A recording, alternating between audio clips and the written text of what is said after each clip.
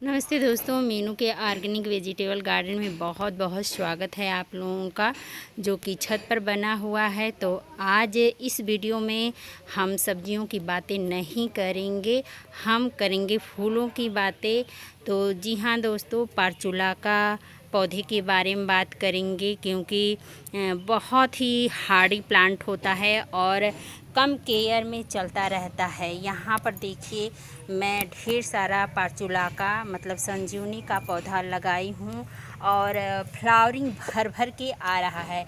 तो यदि आप भी पार्ट में इस तरह से पार्चुलाका ढेरों लगाए हों और आपके पार्चुलाका के पौधे में फ्लावरिंग नहीं हो रही है, परेशान हैं कि फूल नहीं आते हैं हमारे पौधे में, और देखिए कितने छोटे से छोटे पार्ट में लगा हुआ है। मुश्किल से 3 से 4 इंच गहरा पार्ट होगा, थर्माकोल का है, लेकिन फ्लावरिंग ज़बरदस्त है। तो मैं इनमें क्या इस्तेमाल करती हूँ, फ्री का फर्टिलाइज़र है दोस्तों, जो कि हम सबके घरों में उपलब्ध होता है, एक भी पैसा खर्च नहीं होगा। तो चलिए देर न करते हुए पहले उस चीज़ को देखते हैं।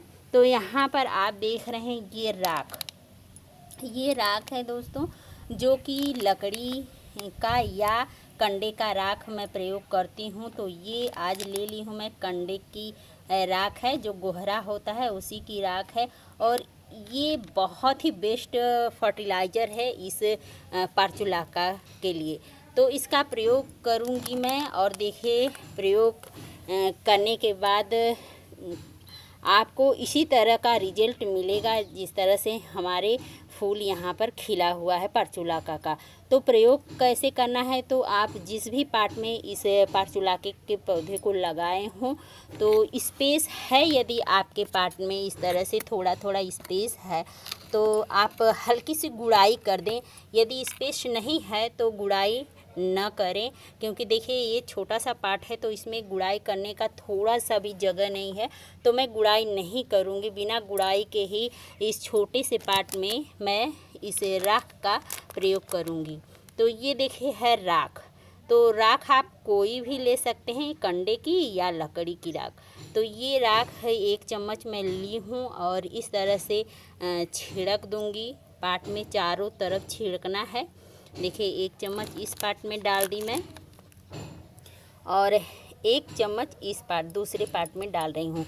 इसी तरह छिड़क कर के डाल देना है, और डालने के बाद पानी देना है, अच्छी तरह से वाटरिंग कर देंगे, ताकि ये राख जो हम यूज किए हैं फर्टिलाइज़र के रूप में, खाद के रूप में, तो ये घुल करके मिट्टी में मिल जाएगी, जिससे कि ये पार्चुलाका का पौधा बहुत ही हैवी फ्लावरिंग करेगा इसी तरह से।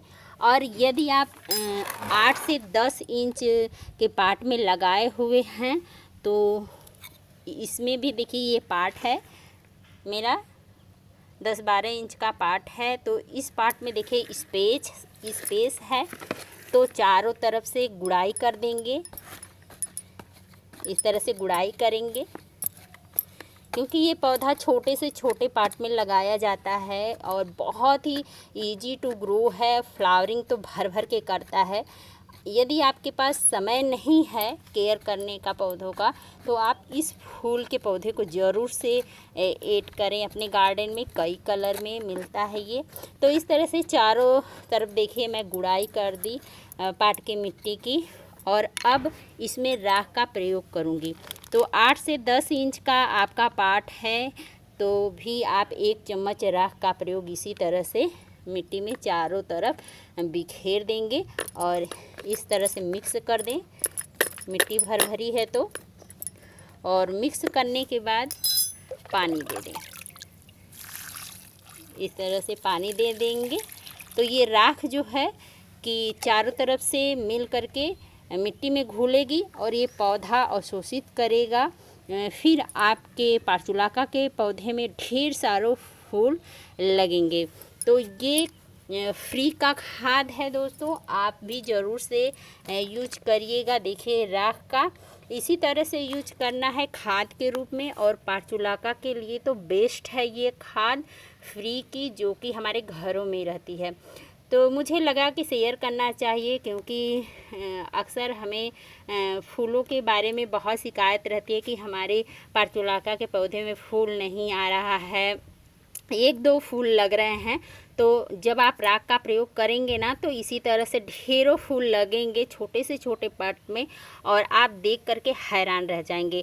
तो इस राख का प्रयोग आप इसी तरह से ज़रूर से करिएगा, और कैसा रिजल्ट मिला आपको कमेंट में बताइएगा।